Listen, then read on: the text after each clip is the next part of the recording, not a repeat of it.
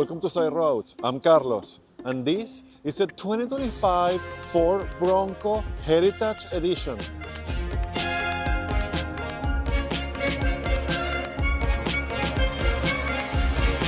Ford Bronco Heritage Edition comes with two engine options, starting with a 2.3-liter four-cylinder EcoBoost engine that produces 300 horsepower and 325 pound-feet of torque.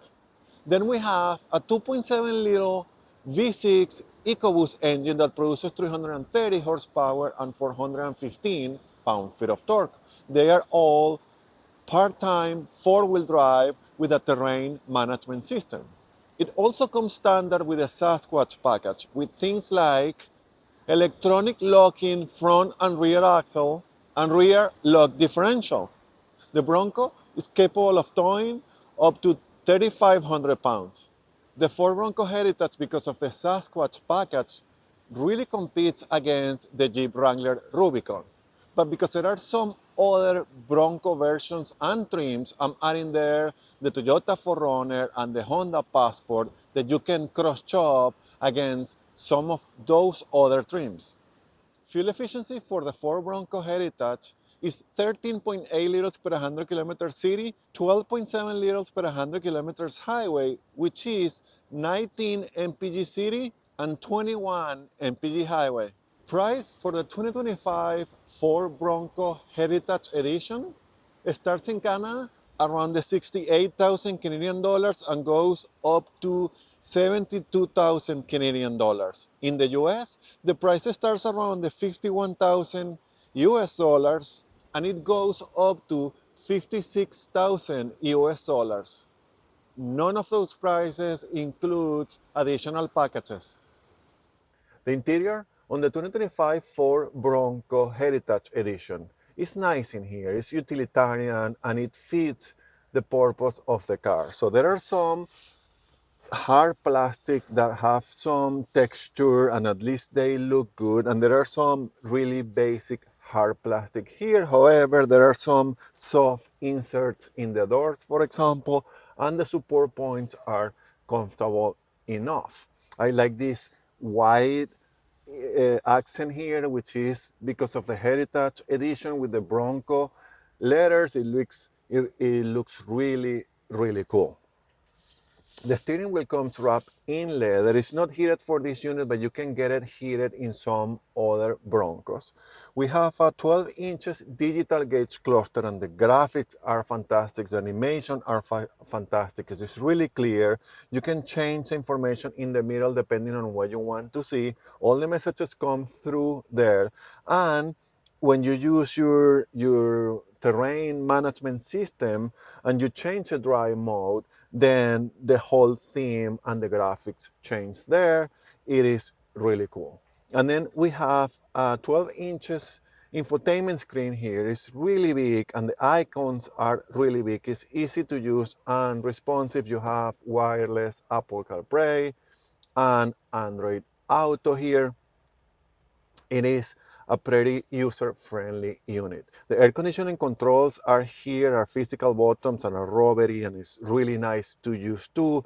Really easy, and there is a volume knob and a tune knob. We have a wireless charger for your phone, an extra cubby here, two cup holders, a regular shifter, and this knob here to control from two-wheel drive to four-wheel drive in high and low, and also to control your different drive modes or that managed terrain system. The windows are all one touch up and down, and they are located here because the doors can be removed. This is a Bronco. It's supposed to be a 4x4 adventure and outside type of vehicle. The seats, I find them firm but comfortable. They are heated in this unit and they heat really quick. They are somehow bluish here, which is part of the theme, I guess, for the Heritage Edition. And they are in fabric with a combination of different, patterns here and have some contrast stitching too. They are very cool looking. These two panels can be removed, and we have this extra insulation here, which is really cool. The back panel you can also remove. I like this interior. It's utilitarian, but it's nice. Have this handle here and have these ones and here and there for the exterior part of the dash. This is a really cool cabin to in. It's utilitarian. It fits the purpose, but also give you all the modern amenities that everybody's looking for. We have the switches here for the locking of the bars and the differential. This is cool. And then we have these buttons here for additional auxiliaries that in case you add accessories to the Bronco, that is also pretty cool. I fit behind myself based on my driving position, and there is still space for my knees and my height. There is an armrest there with 2 cup holders. The seats are comfortable. You can fold them 40-60, and there are air vents. The window controls are also back there in the middle because you can also remove the back door. The trunk I find big enough, useful enough, practical enough for a Bronco and any car of this segment. Of course, there are some that you will find a bigger trunk, but this is fine. You can carry your gear, no problems. I really like the Bronco. So how is to drive the 2025 Ford Bronco Heritage Edition, which is a Bronco with a Sasquatch package? It's good. It is, of course, super cool product. And I was thinking while preparing for this video that honestly, Ford lineup is not huge, but they have been able to create a lineup of cool product. I really like the Bronco. And I own a Wrangler, so I have been comparing a lot in my mind. I'll try not to do that in the video, but I want to point out a few things there. So it is cool. I like the Bronco. Even as a Wrangler owner, I hope you won't hate me for that, especially the Wrangler fans, which I am. So the Ford Bronco Heritage comes with a Sasquatch package, as I said. So let me start with the suspension. The suspension is on the firm side, but it also has this more off-road oriented suspension. You can have a wide range of Broncos, which is good. So you can have a city-oriented one, you can have a stripped-down Bronco, you can have a fully loaded luxury, you can have a fully loaded off-road ready. So you can find your Bronco for sure. This Heritage one is based on a middle trim, and it has then the Sasquatch package, which is a standard for this Heritage version, and it makes it super cool looking on top of the white accents and the unique colors. So this is a really cool car. So the suspension, because of that, I'm assuming it is firm. I find it firmer than my Wrangler, but my Wrangler is not a Rubicon on a full-on off-road ready Wrangler, so that could be it too. It's firm, but never uncomfortable. I find in the highway was fine. I have driven this car for, mid-long trips on the highway, and it has been good.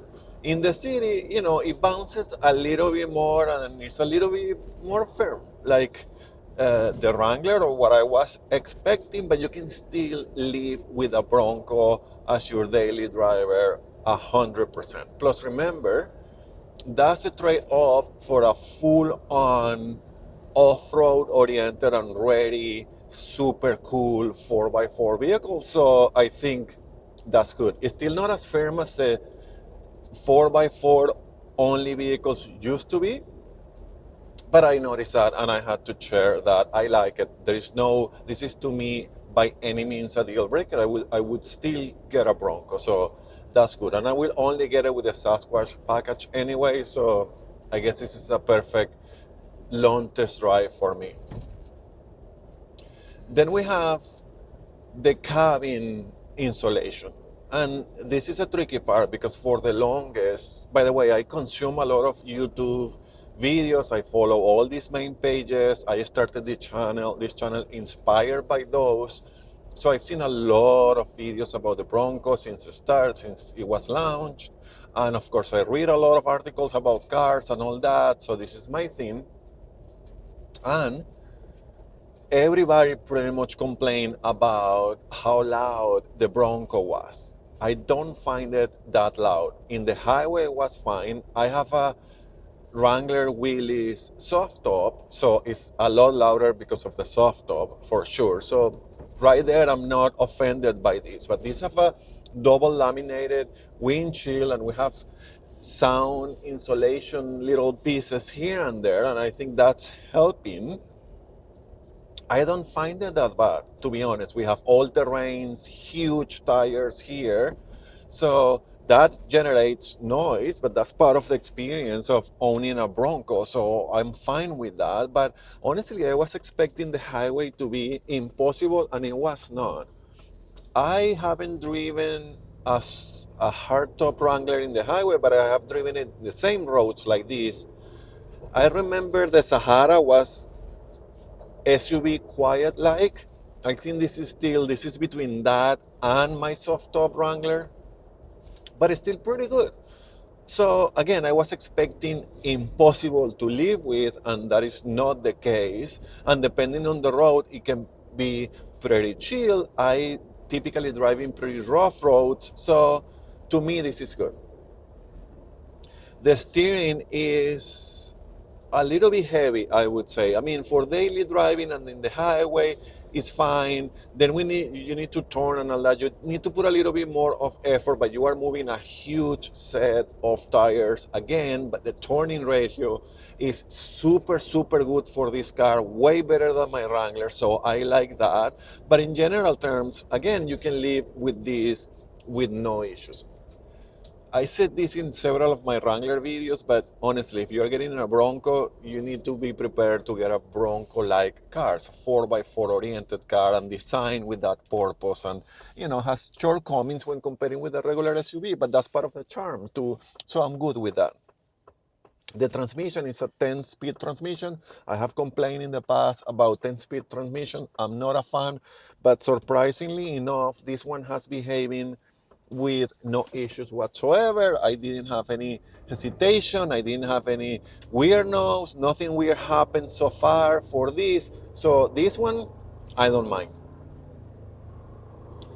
Then visibility. Visibility is good. This is a tall and a square-off shaped car, of course. The windows are big. There is a huge window after the C pillar, and the D pillar is pretty thin. There is a bar there for protection, rollover, and stuff. So it's okay, but it's pretty good, the visibility. And the back window, I can see everything from here. So I like that part too. The seats, I find them comfortable enough. I heard complaints from people saying that the Bronco seats were uncomfortable. I don't find them uncomfortable at all. They are firm, that's it, but not uncomfortable to me at least. So I am good with them too. The brakes I also like. They feel solid. The bite is good. They are progressive.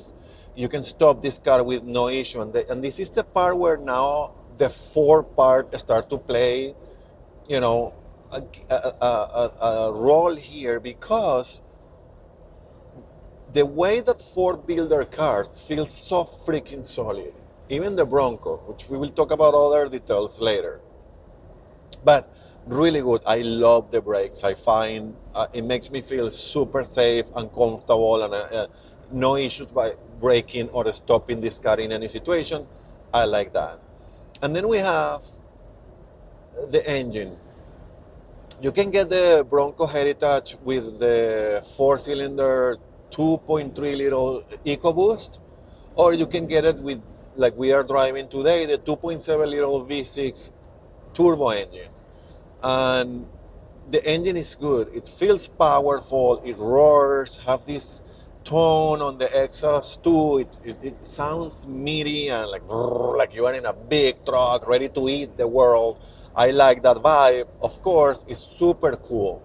When I got the car though, I saw that I was in the 4-cylinder because I get the car and then I get the specs. So I saw it was in the 4 cylinder, and I was a little bit turned off by it because I drove the Explorer and the Mustang, and in those applications, it was fantastic. And in here, I found what is happening. I think one thing is have to be with this roar and somehow enhance sound to make it feel like roar, like you are in this massive car, which is cool. But you know, I felt that the engine was struggling. Turns out it's just the sound that is forced to make you think that you are in this construction truck or something. I don't know. It's cool still, and the more I drive it, the more I get used to. The more I drive it, the more I love it. I think it's cool. The whole thing gets together pretty nice. It has 330 horsepower, over 400 pound-feet of torque, and of course goes. I will say from a stop, it's when it gets, or when it's cold, or yeah, from a stop, it gets a little bit, it's like too much power to start with. It's all there, and it gets like, and then it chills, especially when it gets warmer. But in general terms, I like it. And as I said, the more I drive it, the more I like it. And of course, it's a lot of power. It's really satisfying to pass in the highway. When you press it, it goes.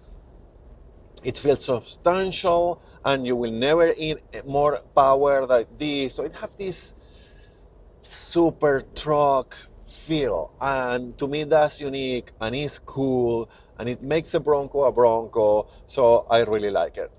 I love the Bronco. Once again, I think it's a super cool product from Ford. In this Heritage Edition, it looks cool. Not for everyone, but it looks cool. It's special. It gives people those options to be special and unique and have a car that stands out, and I like that too. I find that has a lot of daily features that makes it very livable. I love the Bronco. Before I let you go, I wanted to mention this, the doors. I have a Wrangler again, and when you close the doors, they feel like a can type of thing. But it's part of the charm of the Wrangler too. I don't care. These ones too, there is a lot of hard plastic, and they are thin, and there is no frame here, so they sometimes you think that the door is going to stay in your hand, which it doesn't, but it feels solid both when you open and you close it. Way more solid than my Wrangler doors feel. So I like that feature, and it goes with the comment that I made before about how solid Ford build their cars, and at least give you the feeling of how solid they are. That is cool. The Ford Bronco Heritage is yet again another super cool and unique product from Ford.